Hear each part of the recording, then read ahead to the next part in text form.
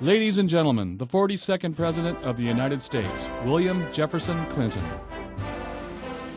And I saw another friend of mine back here who did not speak to you today, but often speaks at these Power Within events. His name is W. Mitchell, and he lives in Santa Barbara. And we've been friends for 25 years. First time we ever met, he was the mayor of the vast metropolis of Crested Butte, Colorado. And I was the youngest governor in America. And I'm going to use his story to get into what I want to talk about. Because America is in a bad fix and the rest of the world's being affected by it. I hope you won't be too affected by it. But the most important thing is not sit around and feel bad about the bad fix. The most important thing is to figure out what are we going to do now. That's the only way you can tap the topic of all these talks, the power within. And so I'll tell you a story about W. Mitchell.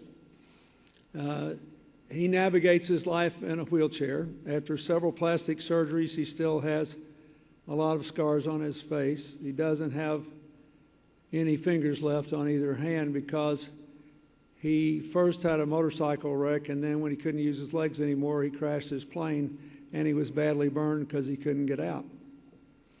And when I met him, he was a mayor. And we were talking one night. I said, how do you deal with all this? And he said, well, you know, before I was injured, there were 10,000 things I could do with my life. And this injury was pretty tough. But when I really thought about it, it only took away about 1,000 of those things. So I have a choice. I can spend the rest of my life feeling sorry for myself because of the 1,000 things that are gone, or I could spend the rest of my life feeling good about the 9,000 things that are still out there that I can do. I choose the 9,000. That's what the world has to do now. At 28, W. Mitchell had just made it out of the Marines and landed a good job as a grip man running cable cars through the majestic hills of San Francisco. On his time off, he liked to ride motorcycles. W. Mitchell's life changes in a second when he is badly burned in a motorcycle accident. I became a human bonfire. His recovery pushes the limits of what any human being can bear.